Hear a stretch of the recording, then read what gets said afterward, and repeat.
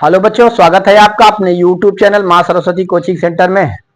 तो आइए देखते हैं आज की क्लास में हम लोग क्या पढ़ने वाले हैं। जैसा कि हम लोगों का चल रहा है इस समय समांतर श्रेणी, और उसमें हम लोग पढ़ रहे हैं प्रश्नावली 5.1। तो 5.1 में आप लोग जो है क्वेश्चन नंबर चौथा स्टार्ट किए हैं। इसमें कई क्वेश्चन आप हल कर चुके हैं। तो आज की वीडियो में हम देखेंगे इसका 10वां क्वेश्चन। और चौथा क्वेश्चन हमारा क्या था भाई, निम्नलिखित में से कौन कौन एपी हैं। यदि कोई एपी है तो इसका सार्वंतर ज्ञात कीजिए और इनके 3 और पद ज्ञात कीजिए। तो हमें देखना है, सबसे पहले इसकी जांच करनी है कि जो भी हमें सूची दी गई है या जो भी श्रेणी दी गई है यह एपी है या नहीं है, अर्थात समांतर श्रेणी है या नहीं है। यदि यह समांतर श्रेणी है तो हमें सार्वंतर ज्ञात करना है और इसके 3 और पद अर्थात 5वां पद, 6वां पद और 7वां पद ज्ञात करना है। तो आइए देखते हैं। सबसे पहले हम इसकी जांच करेंगे कि यह एपी है कि नहीं है। यहाँ पे हम देखते हैं प्रथम पद को A1 से प्रदर्शित करते हैं। A1 बराबर A।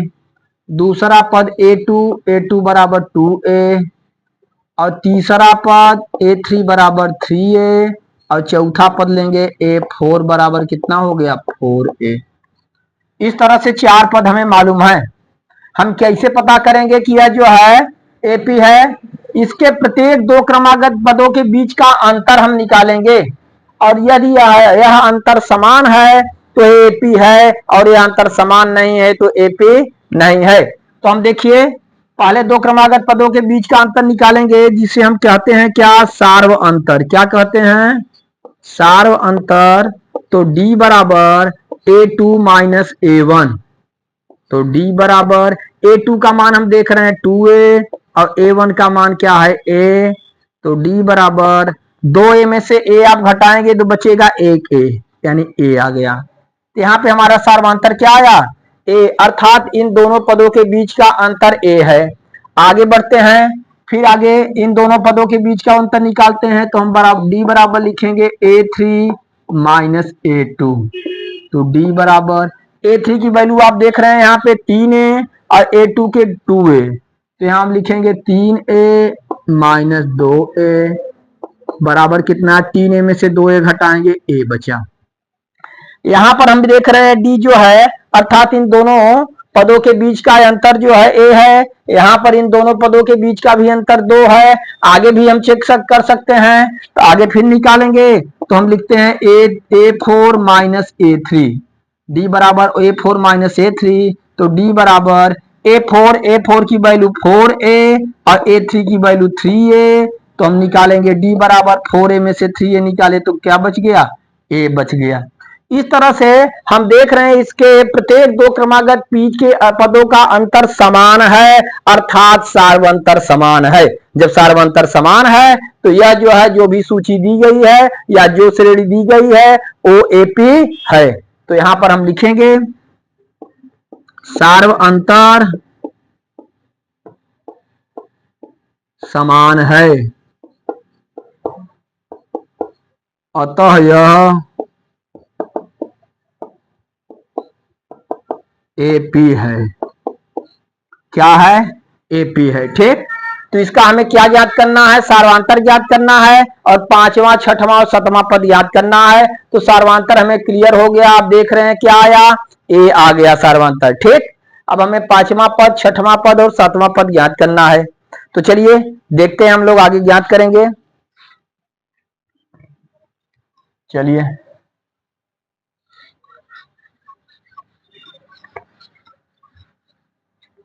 अब हम देखते हैं 5वां पद। 5वां पद हमारा A5। A5 बराबर फार्मूला A प्लस 4D। ठीक, तो A5 बराबर A की वैल्यू A अर्थात प्रथम पद हमारा A है प्लस 4 इंटू सार्वंतर कितना है, सार्वंतर D का मान भी A है। तो A बराबर A प्लस 4 का गुणा A में करेंगे 4A बराबर क्या हो गया 5A। अर्थात 5वां पद हमें क्या प्राप्त हुआ, 5A। 6ठा पद हम देखेंगे A6 बराबर A प्लस 5D। प्रथम पद A ही है, प्लस 5 गुणे D का मान भी A है। इस तरह से A और प्लस 5A अर्थात हमें क्या प्राप्त हुआ 6A। पांचवा पद हमें प्राप्त हो गया 5a और छठा पद हमें क्या प्राप्त हुआ 6a। अब हमें कौन सा पद निकालना है सातवां पद, क्योंकि 3 और पदों को हमें ज्ञात करना था। तो पांचवा छठवां हम निकाले, सातवां देखते हैं हम।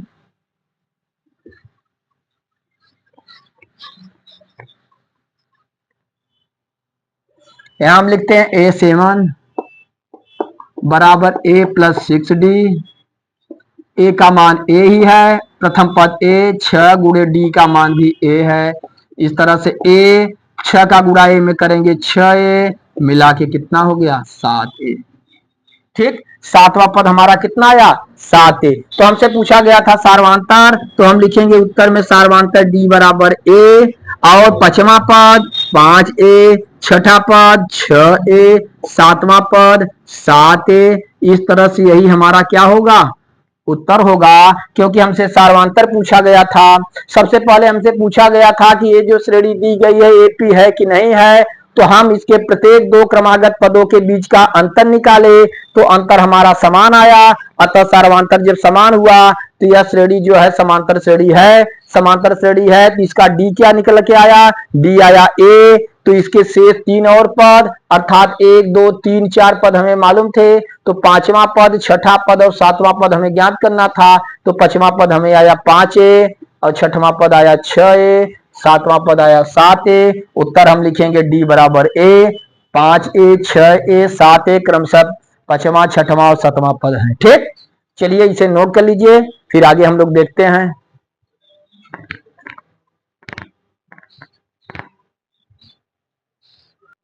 आइए बच्चों देखते हैं, हमें श्रेणी दी गई है ए स्क्वायर, ए घाते 3, ए घाते 4, इस तरह से जो है श्रेणी दी गई है। और इसकी भी हमें जांच करनी है कि यह एपी है या नहीं है।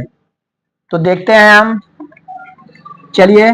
तो पहला पद a1 बराबर हमें क्या मालूम है ए, a2 बराबर ए स्क्वायर, a3 बराबर ए क्यूब और a4 बराबर ए घाते 4। इस तरह से 4 पद हमें मालूम है। अब हमें इसकी जांच करने के लिए कि यह एपी है या नहीं है, दो क्रमागत पदों के बीच का अंतर निकालेंगे।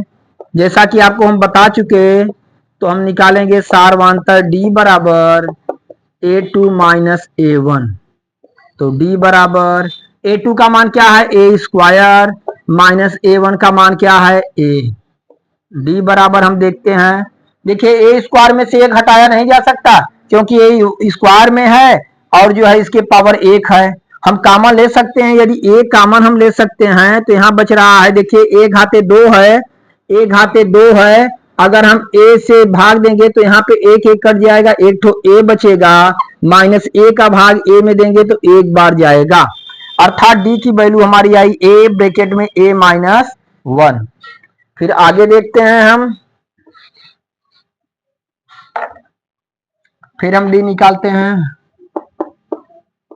a3 minus a2।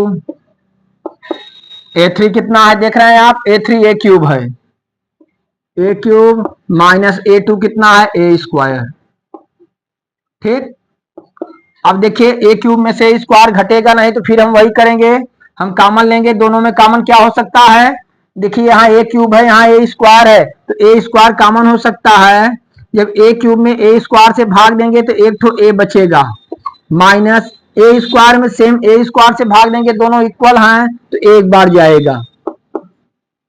इस तरह से यहाँ पे जो है इन दो पदों के बीच का अंतर क्या निकल के आया, ए स्क्वायर इंटू ब्रैकेट में ए माइनस 1 और यहाँ ए इंटू ए माइनस 1। अर्थात हम देख रहे हैं दोनों जो है इक्वल नहीं, अर्थात बराबर नहीं है। तो हम लिख सकते हैं सार्वधातर समान नहीं है।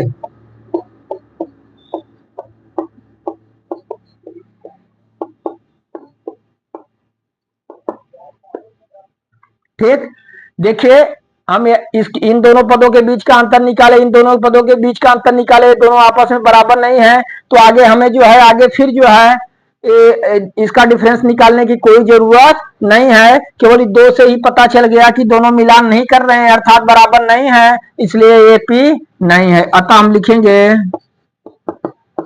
अतः यह एपी नहीं है। ठीक, चलिए तो इसे नोट कर लीजिए आप लोग, फिर अगला क्वेश्चन देखते हैं।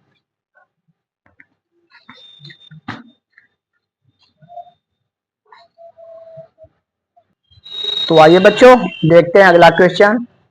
इसका 12वां है हमारा, कौड़ी में 2, कौड़ी में 8, कौड़ी में 18, कौड़ी में 32। इस तरह से हमें 4 पद दिए गए हैं और इसकी भी हमें जांच करनी है कि यह समांतर श्रेणी है या नहीं है। तो सबसे पहले हम सार्वधातुक निकालते हैं। तो देखिए सभी पदों को लिख लीजिए। पहले पहला पद कौड़ी में 2 है, दूसरा पद हमारा कौड़ी में 8, तीसरा पद कौड़ी में 18 और चौथा पद क्या मालूम है, कौड़ी में 32। ठीक, चलिए अब इसका हम अंतर निकालते हैं। दो क्रमागत पदों के बीच का अंतर अर्थात सार्वधातुक। सार्वधातुक d बराबर a2 माइनस a1। a2 इसमें कितना जरा ध्यान देंगे, कौड़ी में 8 है, माइनस a1 कौड़ी में 2 है। ठीक, चलिए कैसे घटाएंगे, कौड़ी में 8 है, कौड़ी में 2 है, इस तरह से घटाया नहीं जा सकता। देखिए इसका आप फैक्टर करिए 8 का तो होगा 2 दूना 4 दूना 8 माइनस यहाँ पे कौड़ी में 2। फिर आगे देखते हैं। देखिए यहाँ पे कौड़ी में 3 2 आया है, एक यहाँ पे 2 का जोड़ा बन गया, ये बाहर निकल जाएगा, एक ठो अंदर रह जाएगा। इसे हम लिख सकते हैं 2 कौड़ी में 2 और माइनस यहाँ पे कौड़ी में 2। तो d बराबर हमारा आया 2 कौड़ी में 2 में से 1 कौड़ी में 2 आप घटा देंगे, यहाँ पे बचेगा कौड़ी में 2। क्या बचा, कौड़ी में 2। ठीक, फिर आइए इन दोनों पदों के बीच का अंतर निकालते हैं। तो d बराबर हम ये भी लिख सकते हैं a3 माइनस a2। तो d बराबर a3 की वैल्यू क्या है, कौड़ी में 18 माइनस a2 की वैल्यू कौड़ी में 8। अब कौड़ी में 18 में से हमें कौड़ी में 8 घटानी है, फिर हम इसका गुणनखंड करेंगे। तो 18 का गुणनखंड करते हैं, 2 तिहाई 6 त्रिक 18 और माइनस यहाँ पे 2 दूना 4 दूना 8। आप 18 का गुणनखंड करेंगे 2 गुणे 3 गुणे 3, 2 तिहाई 6 त्रिक 18 और 8 का करेंगे 2 दूना 4 दूना 8। अब देखिए जिसका जोड़ा बन रहा है वो बाहर निकलेगा, यहाँ पे 1 3 का जोड़ा बन गया, 3 बाहर निकला, बचा कौड़ी में 2, 3 कौड़ी में 2 माइनस इसमें 2 बाहर निकला, बचा कौड़ी में 2 अर्थात 2 कौड़ी में 2। आप देख रहे हैं 3 कौड़ी में 2 में से 2 कौड़ी में 2 घटा देंगे तो 1 कौड़ी में 2 आएगा, अर्थात इसे हम लिख सकते हैं कौड़ी में 2। ठीक, यहाँ पे देखिए यहाँ पर भी d का मान कौड़ी में 2 था, यहाँ पर भी d का मान कौड़ी में 2 आया। चलिए इन दोनों पदों के बीच का भी अंतर निकाल के चेक कर लेते हैं। चलिए देखते हैं आगे।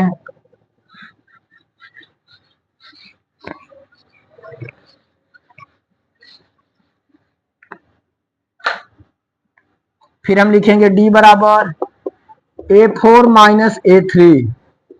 तो d बराबर a4 की वैल्यू कौड़ी में 32 माइनस a3 की वैल्यू कौड़ी में 18।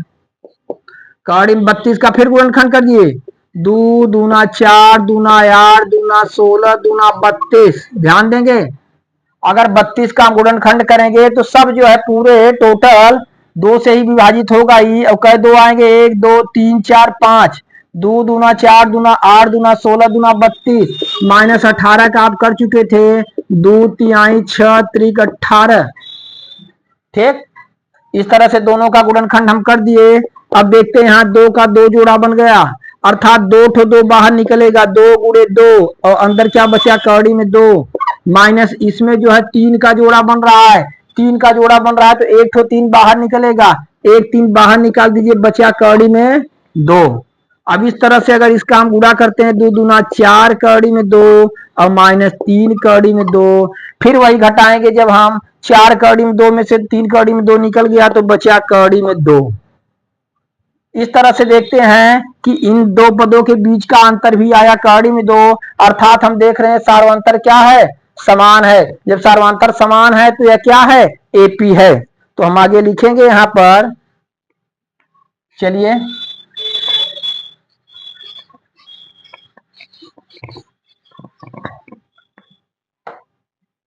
हम लिखेंगे सार्वंतर समान है,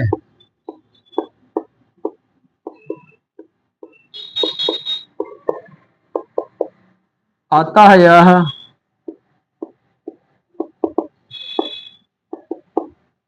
एपी है। ठीक ना, एपी है, ये तो क्लियर हो गया। अब हमें क्या ज्ञात करना है, इसका पांचवा पद, छठवां पद और सतवां पद ज्ञात करने हैं। हम लिखेंगे ए फाइव बराबर होगा ए प्लस 4d। क्या हुआ, ए प्लस 4d। ए की वैल्यू है कौड़ी में 2 और प्लस 4, और डी की वैल्यू ध्यान दीजिए, डी आया हमारा कौड़ी में 2। क्या आया है, कौड़ी में 2, 4 इंटू कौड़ी में 2, अर्थात देखिए ये एक कौड़ी में 2, यहाँ 4 कौड़ी में 2, दोनों मिला के हो गए 5 कौड़ी में 2। क्या हो गए, 5 कौड़ी में 2। ठीक ना, चलिए तो 5 कौड़ी में 2 टोटल सब कौड़ी में है, उसके अंदर है, तो हम अगर अंदर करेंगे तो 5 जब अंदर करेंगे तो स्क्वायर हो जाएगा, 5 2 हो जाएगा। तो हम लिख सकते हैं जब कौड़ी में करेंगे तो यहाँ पे 2 है, उसके बाद 5 गुणे 5 हो जाएगा। ठीक, जोड़ा बनता है, वर्गमूल जब इसका निकलेगा बाहर निकलेगा तो एक जोड़े में से एक ठो आएगा, और जब अंदर जाएगा तो यही डबल हो जाता है। तो 2 गुणे 5 गुणे 5, 5 2 ठो हो गए। इस तरह से हम देखते हैं 2 पचे 10 पचे 50। तो हमारा पांचवा पद कितना आ गया, कौड़ी में 50। एक तो हमारा यही उत्तर हुआ। अब हमें छठा पद प्लस सातवां पद निकालना है। चलिए देखते हैं, इधर इरेज कर दें।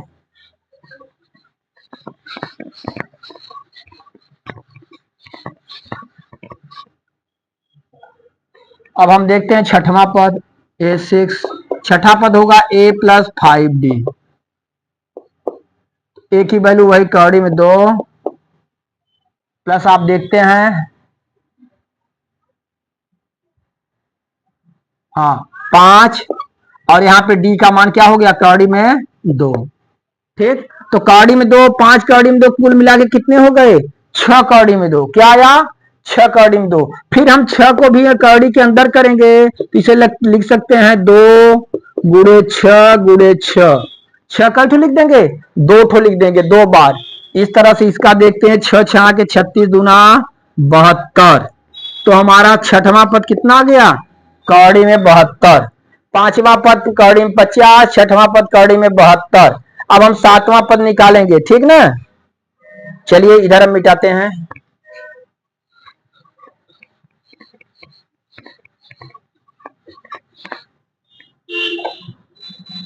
हम लिखेंगे A7 बराबर a प्लस 6d। ए का मान कौड़ी में 2 प्लस 6 इंटू डी का मान कौड़ी में 2। तो कौड़ी में 2 और 6 कौड़ी में 2 हम देखेंगे, कौड़ी में 2 6 कौड़ी में 2 कितना हो जाएगा, 7 कौड़ी में 2। ठीक, फिर टोटल जब कौड़ी में करेंगे तो 7 कौड़ी में जाके कितनी बार हो जाएगा, 2 बार हो जाएगा। इसे हम लिख सकते हैं 2 गुणे 7 गुणे 7। अब 7 सते 49, 49 दूना 98। कितना आ गया, 49 दूना 98। तो सातवां पद हमारा आया कौड़ी में 98। अब इस तरह से हमें सार्वधातुक लिखना है और तीनों पदों को लिखना है। तो हम लिखेंगे उत्तर में सार्वधातुक डी बराबर कितना आया, कौड़ी में 2, और पांचवा पद हमें कितना मालूम था, कौड़ी में 50। पांचवा पद कौड़ी में 50, और छठा पद कौड़ी में 72, और सातवां पद कौड़ी में 98। ठीक, तो इस तरह से बच्चों यही हमारा क्या हुआ, आंसर हुआ। ठीक ना, तो बहुत ही आसान तरीके से आप हल कर सकते हैं, केवल आपको फार्मूला मालूम होना चाहिए, और कैलकुलेशन अगर आप सही ढंग से करते हैं तो आप जो है बहुत अच्छे तरीके से कर सकते हैं। चलिए इसे भी नोट कर लीजिए।